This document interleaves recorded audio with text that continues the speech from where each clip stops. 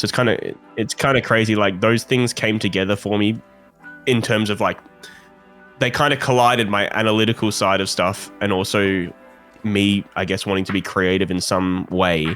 Episode 4, my buddy Yexom. And this is going to be a strange episode. I'm just going to kind of piece together a little bit of the information. Most of the content's going to be over on his podcast, but yeah, Yexom is fantastic. He's hilarious. He's an unbelievably good creator, and I just genuinely get along with the guy. I'm always impressed with what he does, and it was really a treat to actually get a little window to talk to the guy. So go check out Yexom Yarn. That's where the majority of the stuff is going to be, but here's a little snippet, and yeah. Hello, Tom. Hi, Yexom. How you going, dude? I'm hanging in there, man. How you holding up? I immediately got on. I just found a farm. Yeah, right. Took me like 3 seconds and I already found a farm. Oh, yeah. I knew that would be the way to go. I'm standing next to a farm as well, actually. I might have broken the meta at this point. I'm sorry. I didn't mean to do this. I think that's a good thing. I don't think it's a bad thing people are farming. I think it's terrible. I think we need to get rid of it from the game. This is a PvP game. Okay. I don't know why these people are doing this. Yeah, true. This is bullshit. There's literally no other way to play this game other than PvP, so... Yeah, no, for sure. That's where I'm at. Would farm. My question for you is, when did you start getting into content? Because you're unbelievably good at it. Like, you have an eye for it. You have a mind for it. You see vision. Like, dude, I've worked in marketing companies. Like, I have a 30-year in like career. And you arrived at this concept like just as quick as I did. And you have a vision. You see ideas. You see concepts. You pick them up. You convert them into extremely entertaining videos. You're very comfortable at it, and you're fucking 23. Like, how did you do this? I felt the same way with Griffin, the same way as when I watch some of his TikToks. I go like, kid, you have a fucking voice. Like, how did you get here? Yeah, I feel like some people just fall into it, but I feel like mine was almost very intentional getting into it. Like, a lot of people are just like, oh, I was playing the game and then I started making videos and like they started getting traction. But I talked about this actually with Mimio when I was talking to him. Oh, baby boy. That's the baby boy. I did a gap year in London actually in 2020. So I finished high school in 2019. And then when I was freshly 18, I did a gap year in London. That's so smart. And I was teaching at a school. Well, I mean, it was smart, but it was 2020. So the idea was to go to the UK and travel Europe in the school holidays and stuff. But unfortunately, there wasn't many school holidays traveling because of COVID in that year. Oh, I just put that together in my head. I pieced that together. So yeah, 2020 wasn't an ideal year to leave Australia and go internationally. And especially like I went from Perth, Australia, which is where I used to live. I live in Melbourne at the moment. I always wanted to go to Perth. Yeah, I was in Perth, and like that's probably the best place you could have been for COVID because it's so isolated. And then I went to London, which is probably one of the worst places. And so I didn't get to travel a lot. So that's kind of when I had never really watched Twitch streams before that, but that's kind of where I kind of had a lot of spare time. So started watching a lot of Twitch streams. Who'd you watch? And then I watched a lot of Zuckles and Kobe. Kobe is Zuckles' brother. Oh.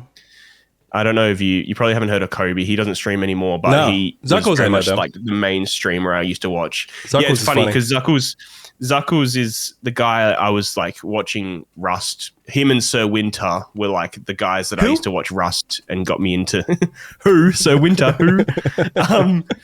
They got me into Rust initially, and then so I was always watching Zuckles, and then I started watching his brother a bit, and I was just watching streams in general, and then kind of got me into the idea of, man, I think I could do this. And so I sat there for the entire year watching streams and kind of like planning out my action plan sort of thing. And I had an entire PC build ready to go for when I got back to Australia to like build and start making videos and stuff. And so I was like streaming for a bit, and then I was like doing variety, like a bunch of different stuff. Like I would do VR stuff, I would do Rust, I would do Minecraft, I would do like a bunch of different stuff. And then I basically wasn't going anywhere. Like I was 30 viewers and like getting 70 views on my videos, and decided very consciously to be like, all right, I'm going to stop streaming for a few months and just focus heavily on YouTube. And then I made a little code grading video and it went really well. And then I basically just put myself in the Rust niche and never looked back really. How did you focus on, that's interesting to me. Like, how did you focus? Because like, look, like, I'm a film buff. I love Kurosawa. I love cinema. I used to work in advertising. I used to do like like commercials and stuff like that professionally. Like I have a history of like making media, and you're just like, hey, I'm just gonna focus up on this, and your videos are extremely entertaining, and they're very well put together, and they're very fun, and you just haberstance your way into them, and I just find that fascinating. Yeah, I never really had, like, I'm not a film geek or anything like that. Like, I've never really had that intention. Like, all through school, I was very science based. Like, I would do my subjects in, I don't know how it would equate to you, but like year 11 and 12, which is like your final years, I was doing literally like chemistry, physics, human biology as my subjects and stuff. Oh, so I was very science focused. I wasn't a nerd because I wasn't very good at it, but I was very science focused. And then really dodging that nerd comment. I took, nah, I'm a nerd. We all are, Tom. But yeah, and then I took that year off and was like, damn, I've been playing Rust for, what would it have been, like maybe 5 or 6 years at that point, and I had thousands of hours and I never really had anything to show for it. And I was like, just gaming in general, I was like, oh, I could do this. I could stream. And so I was like, I'll have a crack at it. And then I ended up, after that, I went to university and I did 6 months in a health science course, which is kind of like leading on from where I was at school, and I absolutely hated it. And then suddenly I changed to a media course. Really? So I was doing what does that change? There's a guy here sleeping. There's a guy with a gun on him. All right, easy claps. I went from a science degree to an arts degree, which hold on, it's right there. So you're hyper focused on your left. I don't know which brain. I think it's right brain is the one that's analytical and. Mm-hmm. I don't know which one's which, but yeah. We'll pick one, chat or whatever fucking comment section, you correct, whatever. So you go heavily inside of that for majority of your time, and you've switched to something that's creative and art degree completely different. I definitely had some like video aspirations. My dad is very much into like video making and stuff. Like he would always have like home videos, and for certain like organizations we were involved with, like he would do a lot of like video based content for them and stuff, like volunteer work, like never as his job. But so he was very much into it. And I guess I never really saw it as something that I was into. I never really properly got into it. But I mean, I'd always had that aspirations. Like I used to make like home videos as a kid, you know, running around with Nerf guns, and for sure. There's a video of me with my brother and sister, and like I directed like this movie where we run around with Nerf guns, sick, and like it's a war in our backyard and stuff. So I always like probably had it in the back of my mind that I enjoyed that sort of stuff. Yeah, I always had it in the back of my mind, but never really realized it, I don't think. And then when you started making, so I'm going to focus on my YouTube channel. While you were focusing on it, did anything bite you? You transitioned from an analytical and you start going into this more creative. Did something like grab you and make you want to? Because your videos are great. They're very well made, man. Like, I don't know if I can praise you anymore. They're very well made. I appreciate So that. it's like, it's not somebody who's just like haberstances their way or is like, oh, I got a 10K hour sweat and I just fucking composited shots of headshot montages. Like, you just tell a story and you composite something that keeps you going. There was definitely a journey of getting better. Like, I had never properly edited anything like fully until I started making YouTube videos, and I kind of just did a lot of, I guess I studied it quite a bit in terms of, especially in that year off when I had nothing to do. There's that right brain. I definitely studied it quite a bit, like watching YouTube videos. There's so many videos out there of like how to make a good YouTube video. You got to get the retention, all that stuff. So I did a lot of that, but yeah, I don't know how, I guess I got lucky that they combined together and just ended up, you know, blossoming into this sort of thing. But that, I mean, honestly, that's where it's at. If you could be analytical and creative at the same time, that's the magic sauce. You have to have one. You can't have just all. If you're pure creative, you're going to be doing conceptual. Dude, I wish because I went to art school and stuff like that. Like, I'm a weirdo. Like, if I could, I would be making concept pieces where I would be putting 2-hour-long videos of just staring at like a corn seed into a decayed. And I would just call it like the frightened ghost of Ladder's years, and I would just post it, and it would get one view of one person. It'd be like, "This is the craziest thing I've ever seen in my life. You're out of your mind." Nobody would give a shit. Yeah. So like, but analytically, when you're logically sorting this out, you understand that like there's entertainment, there's retention, there's audiences, there's people who want to watch something, they want to get something, and I feel like you can kind of put them both together. You have like an idea, and if you use the analytical brain to then chisel that idea into something that someone can then consume, then you're taking your little ideas and you're presenting them to the world for people to have and tend to get something out of it. And it's not easy to do. Most people go too far one way and too far the other. Yeah, I think I definitely got lucky in the fact it's weird because obviously COVID was such a bad time for like a lot of people and everyone, but without COVID, I don't think I'm doing what I'm doing now. Yeah, for real. It's kind of crazy. Like those things came together for me in terms of like they kind of collided my analytical side of stuff and also me, I guess, wanting to be creative in some way. They kind of collided because of COVID, I guess. Oh, I just got a blurb for you for your posts. Oh, so a million people had to die for you to start your channel? Yes, pretty much. Yep. And I'd do it all again. No, I'm kidding. But it is like that, though. It's like, I mean, we don't know for sure, obviously, if COVID hadn't happened, whether I'd be doing what I'm doing now. But it's certainly... I enjoyed COVID. It was a key point in the timeline. I got to spend a lot of time with my family, and I was working and doing it at the same time, and I don't know. I really enjoyed it. I enjoyed it. Anytime that I'm like locked in a room with the people I love for a long period of time, I'm okay with. I don't really. Yeah. It also definitely depends where you were. Like I know people in Melbourne, Australia, were very heavily affected by it, and like I don't want to get political, but here we go. I was waiting for it. There's always a switch. I mean, it's hard to talk about COVID because people just get political instantly with it. Really? For a whole number of different reasons. Oh, 100%, dude. Are you kidding? I just get concerned about people. No, I just get sad that people died. I mean, I got it twice. I was in a hospital. I almost got fucking taken out. It sucked. Yeah, really? I mean, I think that's like I can, talk about it fine because didn't really know anyone that was affected to the point where I lost 2 friends and many people or died. I lost a good friend. Really? Yeah. Damn. It was rough. It was miserable. I didn't like the illness, but what's the political aspect? Is it that fucking people are unorganized and they suck? I mean, politically, just the way that lockdowns and stuff happen in Australia is a very political point, and also like what did they want?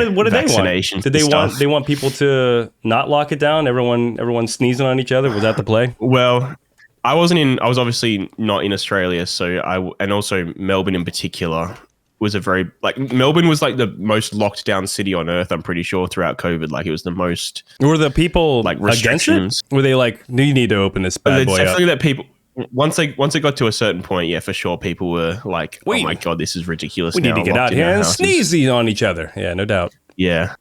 So once I found out that it wasn't going to kill kids, I didn't give a shit at all. Fair enough. Well, I was like, wait, a bunch of old people are going to get taken out. I'm like, I've been here too long as it is already. What the fuck? I don't. And then they're like, kids, nothing. And you're like, okay. I don't care. Yeah. This doesn't matter to me. Bunch of 80-year-old people lopping off. Me and my ilk, we've done enough damage to the earth. Yeah, true. Just taking out kids, and I'm going to be like, all right, let's slow it down. Slow it down a little bit. Yeah, it was an interesting time for sure. It definitely sucked. I did not enjoy that. It felt chemical. It was a very strange illness. I couldn't breathe for fucking 2 weeks. Yeah, I mean, I had it. How many times did I have it? Maybe like twice, 2 or 3 times, but probably didn't hit me as hard as probably it hits old man Tom. What? Say it in my good ear. Oh yeah. Let's go on the zip line. I like a zip line. This looks like a really far zip line. It is. It is a very far zip line. I'm actually editing the thing I did with that Twitch thing. And how's that going? Oh, it's fucking 140 hours. Yep. And it's all Twitch footage. It's not recording footage. So. Oh, really? Damn. So 90% of it is just like, yeah, no, okay, right, okay, so wait, okay. So it's just me responding to chat, and somewhere in there will be a sentence of like, oh man, I can't wait to build the next tea farm. Yeah, and you have to find that one fucking sentence. So I'll just finding a needle in a haystack. And normally when I record a video, I'm just listening to a podcast and just fucking run around doing shit. And then right when the moment comes up, I'll just be like, oh man, I'm going to go try to take large oil. This is going to be hard.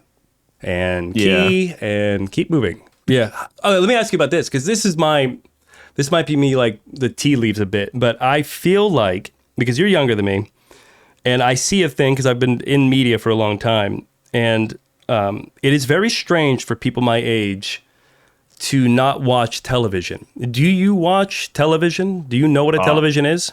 I know what a television is because I watch the footy on it, but my guy. I watch sport. Like, that's the main thing I probably use a TV for. Yes.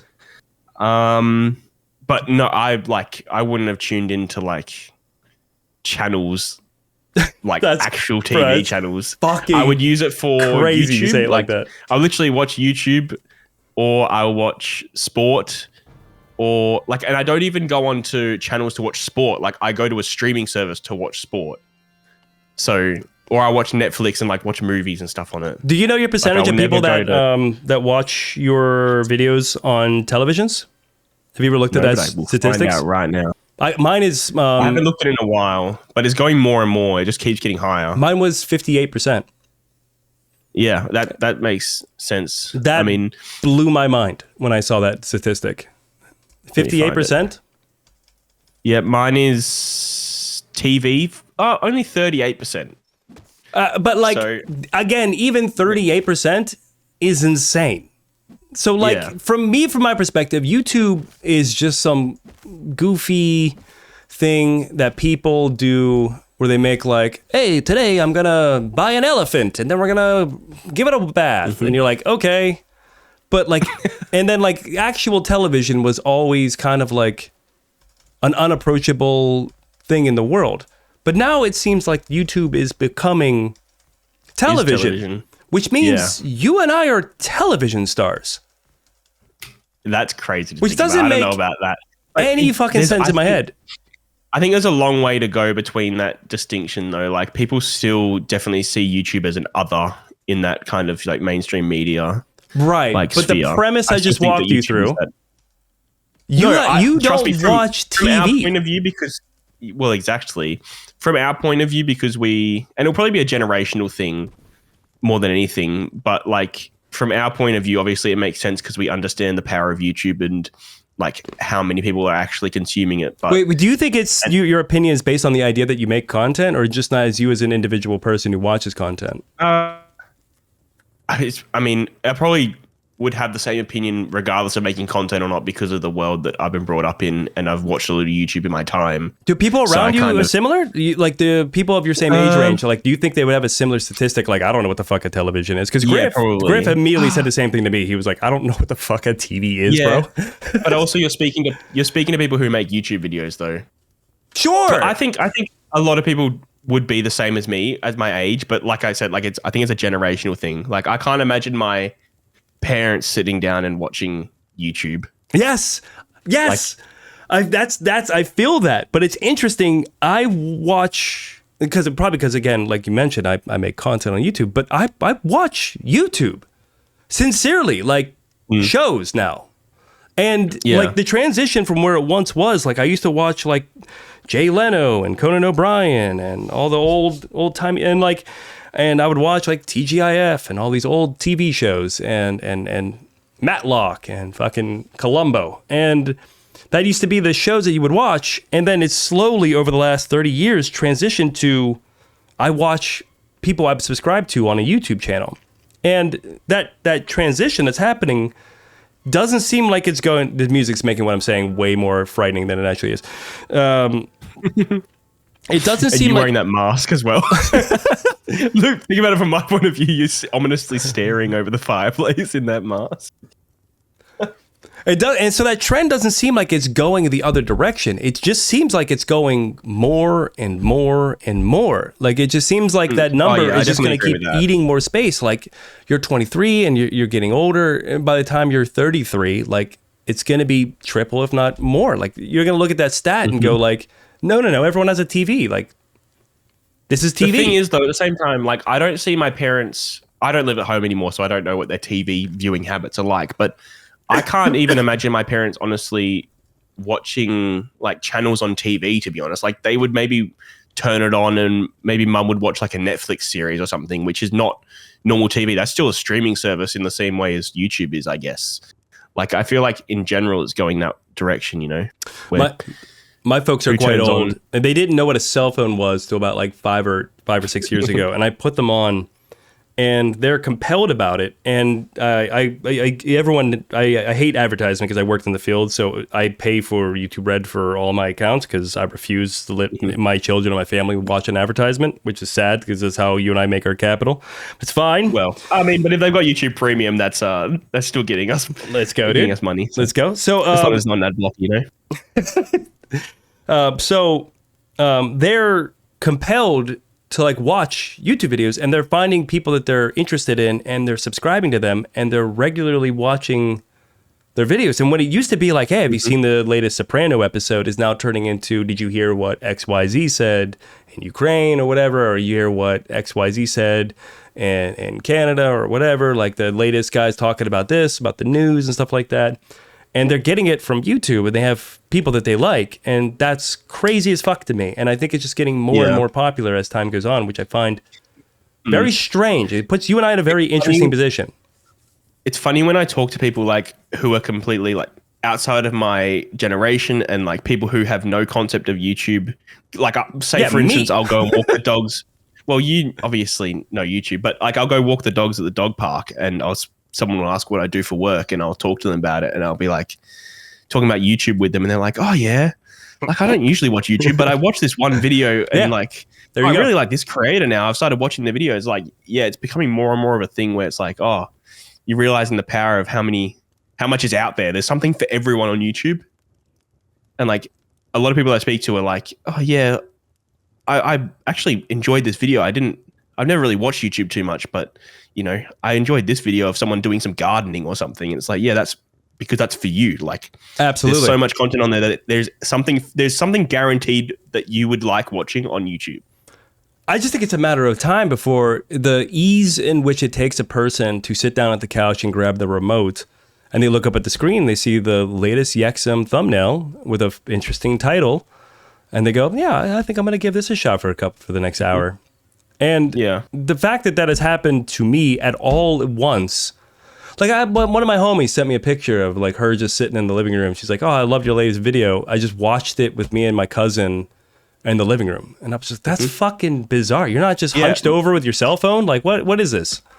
Yeah, and my dad says it to me sometimes where he's like, my dad will throw on my video when he's at work on a second monitor just because he's like, you know, more being initially out of support, you know, just watching the videos and throwing them on. And he's like, oh, but then I actually found myself actually watching it. Exactly. Like he's like, that's the end of the world. Oh my God, I actually found myself enjoying it. What is this? I think that's the thing about it is where we make, like, we work really hard at making it compelling. And I know that the real cinema and real film and real television shows do the exact same process. We just have the ability to be smarmy and quick and agile, where they have a bunch of rigmarole and architecture that they have to structure through to achieve their platform and distribution. And all we have to do is grind, get, and then put an MOV or an MPEG or whatever their MP4 file into an upload file, and we have direct access to our audience. And I think that's that agility. It just allows us to tell just as compelling stories and just do it quicker and more unique, and we could just grow an audience. And I don't know how that is any different than most television shows. And I think I think about, I mean, you talked to the homie. I mean, Mimeo has a video on his channel that when he did you remember you said the rockets, he did the AI voice change thing.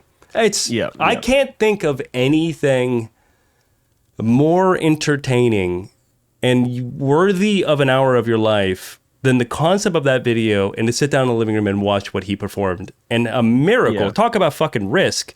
What he pulled off in that video and made it compelling is worthy of sitting down and enjoying. 100%. I had a similar experience. God, it's not something that you could see happening or being like made, that sort of video with that concept being made anywhere but YouTube. Yeah, but I mean, like you can in any other niche. It's it's such a compelling thing to bear witness to that anyone, if you can get over the hurdle that A, it's a video game, B, it's YouTube, C, it's Mimeo, he's bananas. And if you could just get over those three things and really sit down and observe of what it really is, it's incredible. It's fucking incredible what he pulled off. And I watched recently, because I try to always watch like different content creators outside of any like creative space. I try to watch as much as I can so I can better understand the space. And I watched that Minecraft video that was going around about whatever the two worlds. Yeah. Did you watch that? Yeah, I watched that. Yeah, it was just it reminded me so much of like Fancy Orb Global Warfare. Same. In fact, I called Harvest immediately after I watched it. And funny story, which is another guy I'm doing an interview with, who's gonna be fun to talk to because he's that's my baby boy. I love Harvest. I love him to death. And he was in that. Harvest was the one that organized the final fight in there. Oh, really? Yes. Damn. There was like hundreds of creators. Yeah, exactly. He was like, what the hell? And so like, it's, I don't know, that is crazy what they pull off. And I think the stories that you can try to construct and put on these platforms, it's just going to be a matter of time before these large studios and these large creatives go like, wait a second, like I can make a compelling story and reach wide audience. You could already see it now with stand-up comedians. They're doing the same thing. Like Matt McCluster just put his special out. Ari Shafir put his special out. Like they all just post it on YouTube, and it does great numbers and it does wide audience. It's something that used to be behind a paywall. That like a lot of comedians would have their own website. It's like I'll go to my website and pay $8 to get my special. But now they're like, I can post it on YouTube and get 10 times the amount of people to see it at least. And it's like free distribution, so much more powerful. Ad revenue. Throw an ad in there if you can. Then all of a sudden you're growing a platform that you have a reach now with your subscribers. So like it's a win-win-win situation. And you're cutting out all the distribution platforms, all the studios, all the ones that are gatekeeping you from actually communicating with the audience. And like every time I post a video, I have hundreds of comments and every one of them are positive and I interact with all of them and I'm just fucking grateful that anybody watches my videos. And it's crazy that people go, I enjoyed that. I enjoyed watching that. And then I go, thank you. It's like, imagine you're talking to a fucking like a director that you really like. And then you're just like, dude, that was sick. And he's just like, yeah, dude, I know. Thanks. Like that shit doesn't exactly. This shit doesn't exist. Like, I don't know. I think it's a cool platform. So when you become a famous fucking movie star, you just don't forget old Tom. Oh, yeah, okay. That's where you're headed. I don't know if that's... All right, jump over to Yexom Yarn, watch the full interview, and be sure to check out a little extra on the Patreon. Nothing but love, guys. Appreciate you all. Cheers.